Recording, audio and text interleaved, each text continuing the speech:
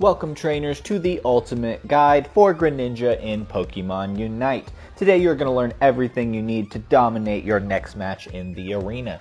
Greninja is a favorite Pokemon for many, and in this game he is an attacker Pokemon with expert difficulty. So if you want to play Greninja and main him, you are going to need to spend a lot of time mastering the skill required to play this Pokemon.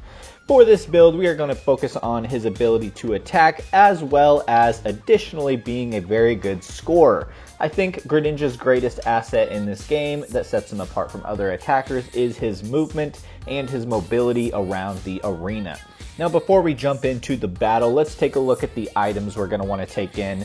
These will determine our build and how we ultimately play Greninja. So we are going to start off by taking the Float Stone. This will up our move speed as well as our attack, which as an attacking Pokemon is going to be very helpful. We're also going to take the Energy Amplifier. This is going to up our EOS energy collection, allowing us to level up faster, as well as reduce our cooldown time, and it's also going to increase our Unite move damage once we get up to that level 9. And we are also going to take, rounding out our item build, the Muscle Band.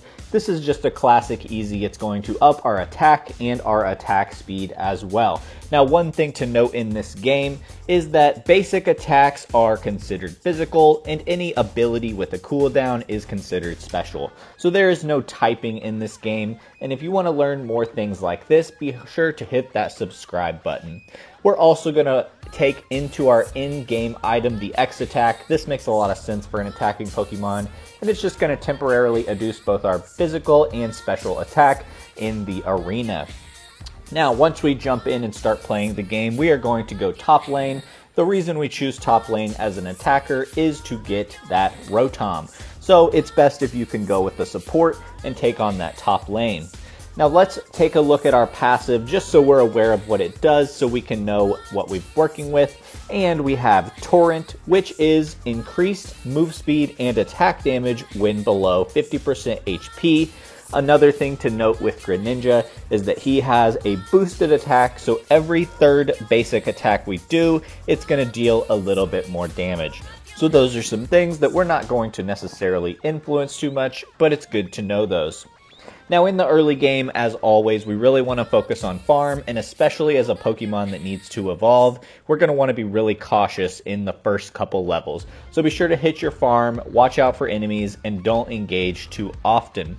Now, once we hit level 5, this is when we get our first ability, and this is also when we get our first evolution. So once we hit level 5, we are going to take Smokescreen. This is mobility plus a boosted attack, so it gives us the option to dash around a little bit while also boosting that attack.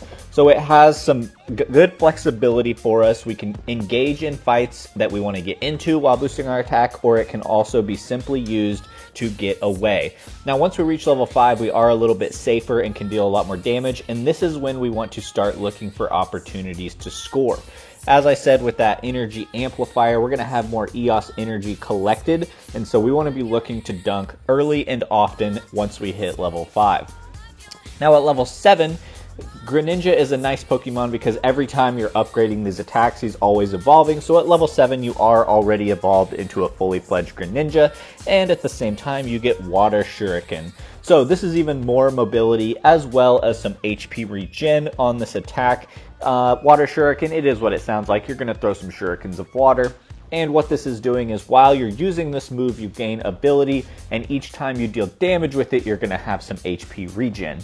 Now, some things to note. As a basic attacker who's dealing most of our damage with physical attack, we don't actually want to be spamming our abilities to lead into fights necessarily.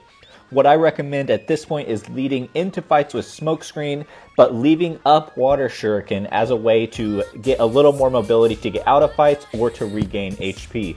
And that's because we are going to mostly rely on our basic attacks for damage and don't have to rely quite so heavily on the abilities to do so. Now at level 9, we are going to get that awesome Unite move, which is Water Burst Shuriken. This is a giant area of effect attack and should mostly be used in team fights whenever there's multiple Pokemon that have either gotten low health or potentially can be used to engage Pokemon if your team is struggling to engage in team fights up to this point.